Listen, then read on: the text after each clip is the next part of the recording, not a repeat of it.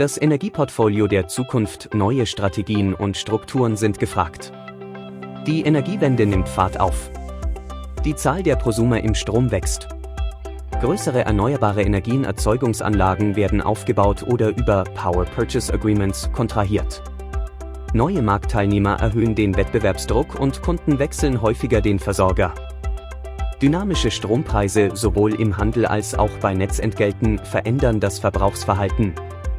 Gleichzeitig führen lokale Wärmewenden und Unsicherheiten im CO2-Handel zu sinkendem Erdgasabsätzen und zusätzlichen Preisrisiken. Für Energieversorger bedeutet das, dass Strategien im Energieeinkauf wie auch im Energieverkauf neu gedacht, Portfoliostrukturen angepasst und Risiken anders bewertet werden müssen. Neben einem Beschaffungsportfolio ist künftig oft auch ein Erzeugungsportfolio zu bewirtschaften, selbst für kleinere Versorger. Produkte, Verträge und Preisstellungen im Vertrieb entwickeln sich rasant weiter. Kurz gesagt ist es Zeit für einen Relaunch im Portfolio-Management. Erzeugungsportfolio für Vermarktung intern und extern. Selbst kleinere Energieversorger verfügen mehr und mehr über Erzeugungskapazitäten. Sei es durch eigene Anlagen oder über Power Purchase Agreement basierten Zukauf. Für diese Einheiten sollte ein eigenes Erzeugungsportfolio eingerichtet werden. Dabei können ebenso wie im Beschaffungsmanagement Bücher zur Unterscheidung von Vermarktungsstrategien und/oder Controlling-Einheiten wie zum Beispiel Erzeugungsarten unterschieden werden. Die Abbildung zeigt ein Beispiel für die Portfoliostrukturierung nach Erzeugungsart und Herkunft.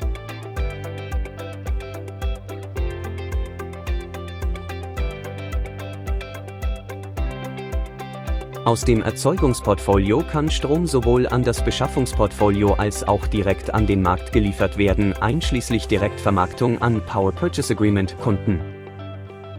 Entsprechende interne Geschäfte bilden die Transfer zwischen den Portfolios sauber ab. Vertriebsportfolio, zunehmende Unsicherheiten. Im Stromvertriebsportfolio zeigen sich zunehmend folgende Entwicklungen und Unsicherheiten. Zunehmende Wechselkunden im bisherigen Stammkundenbereich. Monatliche Kündigungsoptionen für Bestandskunden. 24-Stunden-Wechselprozess. Prosumer mit Ersatz, Ergänzungsstrom und Überschusseinspeisung. Unpräziser werdende Langfristprognosen. Zunehmende Bedeutung dynamischer Tarife und Last- bzw. Verbrauchssteuerung. Auch im Gasvertriebsportfolio steigt der Anpassungsdruck. Rückläufiger Absatz im Wärme- und Industriesektor. Transformation hin zu Wasserstoff. Kommunale Wärmeplanung und Fernwärme als Wettbewerb. Unsicherheiten im CO2-Handel, Preisniveau, ETS2. Zur Absicherung dieser Entwicklungen und Unsicherheiten müssen die Beschaffungsstrategien überarbeitet werden, die Kundensegmente neu definiert werden, die Mengenplanungen und Lastprofile regelmäßig überprüft werden, die Preisstellungen differenzierter gestaltet werden, die Kundenverträge an Flexibilität und neue Produkte angepasst werden. Insbesondere für Prosumer, Anlagenbetreiber und Flexibilitätsanlagen, zum Beispiel Batteriespeicher, müssen neue Angebote und Vergütungsmodelle entwickelt werden.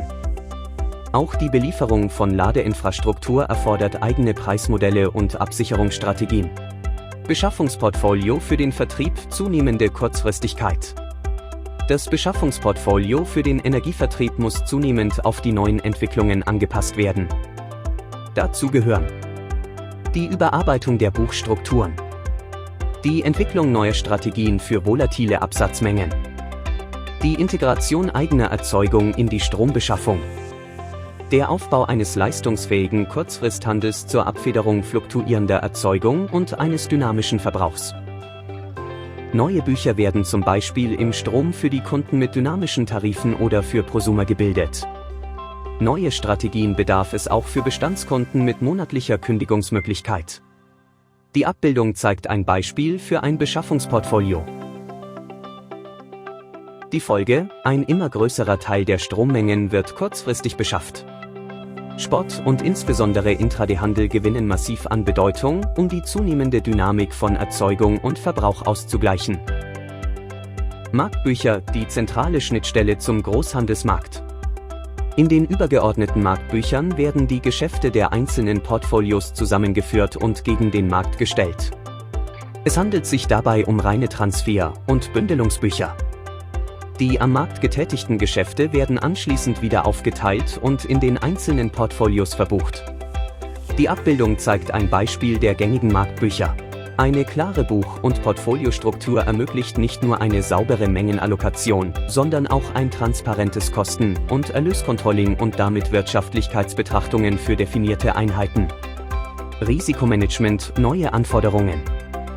Auch das Risikomanagement muss den neuen Herausforderungen angepasst werden. Die Anpassung der Risikoaufschläge im Vertrieb. Der Umgang mit steigender Preisvolatilität in der Beschaffung. Die Überprüfung und Pflege der Price-Forward Curves. Die Vermeidung offener Positionen durch neue Hedging-Ansätze. Die Nutzung von Echtzeitdaten und die Verbesserung der Datenqualität.